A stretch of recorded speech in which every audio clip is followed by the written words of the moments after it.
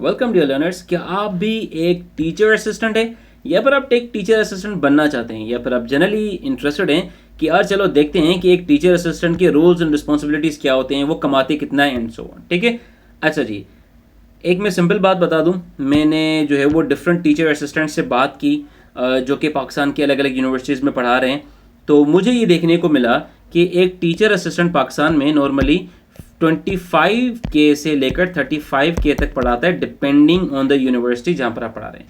कुछ शायद ऐसी यूनिवर्सिटीज़ हों जो कि इससे ज़्यादा पैकेज देती हों, या फिर शायद कुछ ऐसी भी यूनिवर्सिटीज़ हों जो इससे भी कम पैकेज देती हों। तो अगर आप किसी यूनिवर्सिटी में हैं और आप टीचर असिस्टेंट हैं तो प्लीज़ कमेंट सेक्शन में आप ज़रूर बताइएगा कि आपकी सैलरी पैकेज क्या है, आपकी रोल्स एंड रिस्पॉन्सिबिलिटीज़ क्या है एंड सो ऑन। आज की इस वीडियो में हम 10 रोल्स एंड रिस्पॉन्सिबिलिटीज पढ़ेंगे कि एक टीचर असिस्टेंट को नॉर्मली कौन सी 10 रोल्स और रिस्पॉन्सिबिलिटीज पूरी करनी होती हैं। ये जनरली किसी भी फील्ड के लिए एप्लीकेबल है, मगर हमारा जो रेफरेंस होगा वो इंग्लिश लिंग्विस्टिक्स होगा। हम इंग्लिश लिंग्विस्टिक्स के एग्जांपल्स के साथ आगे बढ़ेंगे, लेकिन ये सारी रोल्स एंड रिस्पॉन्सिबिलिटीज आप किसी भी फील्ड में लगा सकते हैं। अच्छा जी, एक टीचर असिस्टेंट जो है वो लेक्चर्स लेता है, वो क्लासेस कंडक्ट करता है, ठीक है, वो प्रोफेसर्स की मदद करता है, वो लेक्चरर्स की मदद करता है, मगर इसके अलावा भी कई सारे काम हैं जो कि एक टीचर असिस्टेंट करता है, एक टीए करता है। कौन से हैं, चलिए आए हम देखते हैं। अच्छा जी, अच्छा, इसके अलावा अगर आप इंडिया से देख रहे हैं ना तो फिर तब भी आप बता दीजिएगा कि इंडियन रुपीज़ में आपके इदारे में जो है वो कितनी पेमेंट दी जाती है एक टीचर असिस्टेंट को। अच्छा जी, पहला काम के दे असिस्ट इन कोर्स प्रिपरेशन। ये कोर्स प्रिपरेशन में हेल्प करते हैं, लेक्चर मटेरियल्स बनाने में, हैंडआउट्स बनाने में, इंस्ट्रक्शनल रिसोर्सेज बनाने में, इसके अलावा क्लासरूम टेक्नोलॉजी और रिसोर्सेज को सेटअप करने में यहाँ पर ये मदद देते हैं। दूसरा इनका काम कि ये डिस्कशन सेक्शंस को भी लीड करते हैं। ठीक है, यानी कि ये जो है वो स्मॉलर डिस्कशंस और रजिस्ट्रेशन सेशंस वगैरह जो हैं वहाँ पर आपको ये काम करते हुए देखेंगे। ये स्टूडेंट डिस्कशंस को फैसिलिटेट करते हुए आपको देखते मिलेंगे। ये जो कोर्स मटेरियल से रिलेटेड क्वेश्चंस वगैरह हैं उनको एड्रेस करते हुए आपको मिलेंगे एंड सो ऑन। ठीक है, इसके अलावा ग्रेडिंग एंड असेसमेंट, ये चीज़ बड़ी कॉमन है, ये मैंने पर्सनली भी देखी है कि एक जो टीए होता है, टीचर असिस्टेंट होता है, वो कई सारी असाइनमेंट्स को, एग्जाम्स को, क्विज़ेस को, टेस्ट को जो है ना वो असेस कर रहा होता है, चेक कर रहा होता है, और फिर उसके बिहाफ पर वो अपने स्टूडेंट्स को कंस्ट्रक्टिव फीडबैक भी दे रहा होता है। अच्छा जी, इसके अलावा जो है वो आप ऑफिस आवर्स और ट्यूटरिंग भी करते हैं, यानी कि आप अपने ऑफिस आवर्स मेंटेन रखते हैं, आप रेगुलरली जाते हो, जो भी आपका इंस्टीट्यूट या डिपार्टमेंट या यूनिवर्सिटी है वहाँ पर आप जाते हैं, आप बच्चों को पढ़ाते हैं, क्लासेस कंडक्ट करते हैं and so on. And not only that but you assist with research as well. ठीक है, जो दूसरे फैकल्टी मेंबर्स होते हैं उनको आप रिसर्च में मदद करते हैं, दूसरे फैकल्टी मेंबर कई मरतबा आपको भी रिसर्च प्रोजेक्ट्स में मदद देते हैं, लेकिन प्रीडोमिनेंटली ये होता है कि जो आपके सीनियर प्रोफेसर्स होते हैं या लेक्चरर्स होते हैं, तो आपके टीचर असिस्टेंट्स उनके रिसर्च प्रोजेक्ट्स के ऊपर काम कर रहे होते हैं, उनके लिए डेटा कलेक्ट करते हैं, उनके लिए लिटरेचर रिव्यू करते हैं। ठीक है जी, ये चीज़ें कॉमनली हमें देखने को मिलती हैं। ठीक है जी, रिसर्च डेटाबेसेस और रिसोर्सेज को भी ऑर्गेनाइज करते हुए दिखाई देते हैं।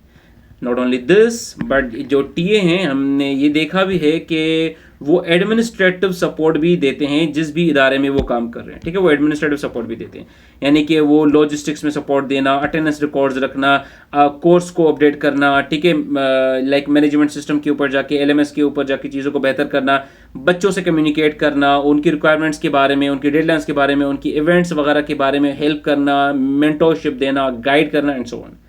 अच्छा, इसके अलावा ये वर्कशॉप्स को और स्टडी ग्रुप्स को भी फैसिलिटेट करते हैं, यानी कि ये जो है वो जो वर्कशॉप्स के जो ग्रुप्स वगैरह होते हैं स्टडी के से रिलेटेड, उनको ये ऑर्गेनाइज कराते हैं, उनको लीड करते हैं। Let's say for example linguistics के ऊपर कोई वर्कशॉप हो रहा है, हम एक मिसाल लेते हैं, इंटरनेशनल मदर टंग्स डे का हो रहा है और हमारे पास एक डिपार्टमेंट है, वहाँ पर हमारे पास 5 लेट से टीए हैं। ठीक है, तो हम ये काम कर सकते हैं कि हम 5 इंडिजिनस लैंग्वेजेस को आइडेंटिफाई करें, एक टीए को एक ग्रुप दे दें, वो टीए क्या करे कि जाए और अपने मेंबर्स ढूंढे, स्टूडेंट्स ढूंढे, ठीक है, जिनके साथ वो मिलके, और 5 वो अलग अलग से जो है वो हम ये कह लें कि प्रोजेक्ट्स बना के प्रेजेंट करते हैं। ठीक है, तो ये काम हमें देखने को नॉर्मली मिलते हैं कि जब भी कॉन्फ्रेंस होती हैं, वर्कशॉप्स होते हैं, सेशंस होते हैं, तब टीएस जो हैं उनको टास्क दिया जाता है कि आप स्टूडेंट्स की टीम बनाएं और इन चीज़ों के ऊपर काम डिवाइड करके उसको परफॉर्म करें। ठीक है, एजुकेशनल कंटेंट ये बनाते हैं। ठीक है जी, यानी कि जो सप्लीमेंट्री एजुकेशनल मटेरियल्स होते हैं, जैसे कि स्टडी गाइड्स हो गया, प्रैक्टिस एक्सरसाइज हो गई, मल्टीमीडिया का कंटेंट हो गया, यानी कि स्लाइड्स वगैरह बनाना,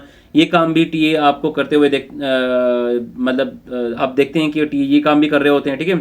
इसके अलावा एग्जिस्टिंग जो कोर्स मटेरियल होता है उसको भी ये अपडेट करते हैं, बच्चों से भी ये फीडबैक लेते हैं, फिर प्रोफेसर से लेक्चरर से गाइड लेते हैं और फिर चीज़ों को अपडेट भी करते रहते हैं। सही जी। इसके अलावा ये फैकल्टी को भी फीडबैक प्रोवाइड करते हैं। अच्छा, एक जो टीए होता है ना, वो आपके एक प्रोफेसर से उम्र में छोटा होता है, तो वो स्टूडेंट से बेहतर कनेक्ट कर पाता है। एक जो यूनिवर्सिटी का स्टूडेंट होता है उससे एक टीए बेहतर कनेक्ट कर पाता है, क्योंकि टीए की उम्र में और स्टूडेंट की उम्र में कोई ज़्यादा फर्क नहीं होता, थोड़ा ही एज का डिफरेंस होता है। तो इनकी आपस में कम्युनिकेशन भी अच्छी होती है, इनकी आपस में जो है वो हम ये कह लें कि रिलेशन भी इनका बेहतर होता है, ठीक है। तो एक टीए जो है वो स्टूडेंट के प्रॉब्लम्स के बारे में, स्टूडेंट की परफॉर्मेंस के बारे में, क्लासरूम डायनामिक्स के बारे में, टीचिंग स्ट्रेटेजीज को इंप्रूव करने के बारे में फैकल्टी को भी फीडबैक प्रोवाइड करते हुए हमें दिखते हैं।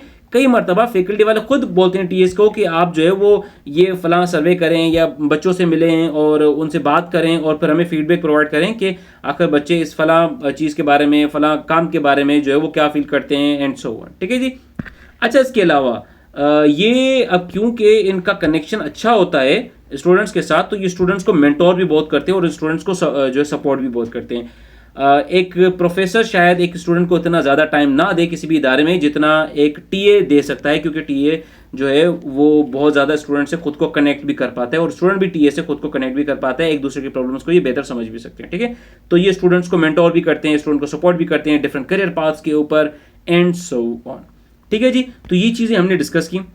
एक टीए के रोल्स क्या होते हैं, एक टीए की रिस्पॉन्सिबिलिटीज़ क्या होती हैं। आप अगर किसी इदारे में टीए हैं या फिर आप जो है किसी भी इदारे में काम करते हैं या पढ़ते हैं, स्टूडेंट हैं आप, तो फिर आप हमें बताएं कि आपके इदारे में जो टीचर असिस्टेंट है उनको सैलरी कितनी मिलती है और उनकी जो है वो रोल्स एंड रिस्पॉन्सिबिलिटीज़ क्या हैं।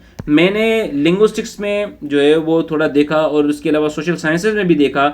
नॉर्मली जो पाकिस्तान में टीचर असिस्टेंट मुझे देखे वो 25 से 35 हज़ार की सैलरी पर काम करते हुए मुझे जो है वो देखे। अगर आपको कोई ऐसा टीए मिला है जिसकी सैलरी इससे कम है या फिर इससे ज़्यादा है तो फिर आप कमेंट सेक्शन में ज़रूर बताइएगा। अगर हमारी वीडियो से आपको ज़रा भी वैल्यू मिल रही है तो प्लीज़ इसको लाइक कर दें, चैनल को सब्सक्राइब कर दें।